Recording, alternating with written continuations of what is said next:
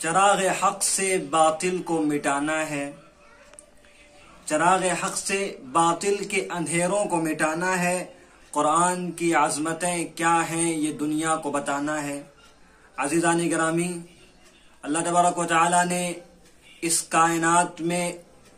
انسانوں کے رہنے اور بسنے کے لیے ایک نظام حیات، ایک مکمل نظام حیات انسانوں کو عطا فرمایا۔ اللہ تبارک و تعالی نے ہر دور میں، ہر جگہ، ہر خطے میں، ہر گوشے میں، دنیا کے مختلف جگہوں میں اس کے حیثیت کے اعتبار سے، اس جگہ کی حیثیت کے اعتبار سے اور اس زمانے کے حیثیت کے اعتبار سے اپنے پیغامبروں کو، اپنے نبیوں کو مبعوث فرماتا رہا ہے۔ لیکن سن 6 صدی عیسوی میں اللہ تبارک و تعالیٰ نے تمام انبیاء کے دفاتر کو بند کر دیا،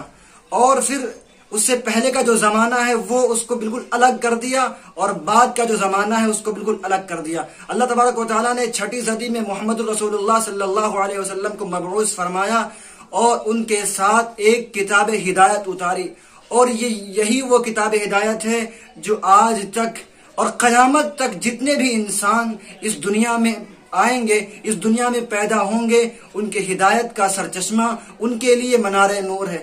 اور یہ کتاب صرف ایک کلاسیکل بک نہیں ہے جس کو تراویح میں پڑھ لیا جائے یا صرف اس کی تلاوت کر لی جائے، بلکہ یہ کتاب مکمل نظام حیات ہے۔ انسان کو اس دنیا میں کیسے زندگی گزارنا ہے، انسان کا رہن سہن کیسا ہو، معاملات کیسے ہوں، اخلاق کیسے ہوں، اور مسلم اور غیر مسلم سے روابط کیسے ہوں، اس کے لیے مکمل طور پر اللہ تبارک و تعالیٰ نے یہ نظام حیات اور یہ دستور العمل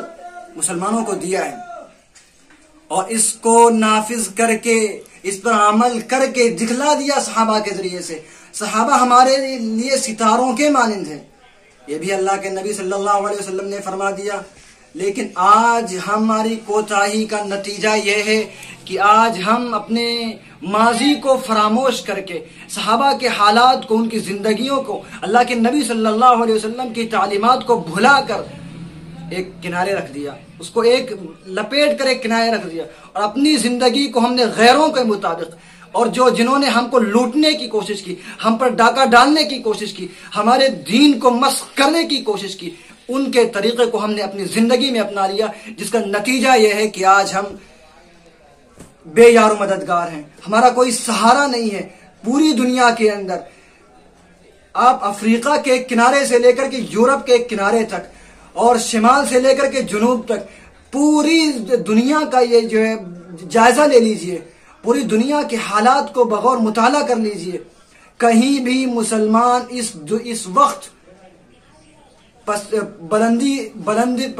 پر نہیں ہے، عروج ان کو حاصل نہیں ہے۔ اس کی وجہ یہی ہے کہ جو کتاب ہدایت، جو نظام اور جو قرآن اللہ تبارک و تعالیٰ نے اس امت کی ہدایت کے لیے اور اس کو بلندی پر پہنچانے کے لیے دیا تھا، اس کو ہم نے کنارے رکھ دیا، اس پر ہم نے عمل کرنا چھوڑ دیا، جس کا نتیجہ یہ ہوا جو ہمارے سامنے ہے۔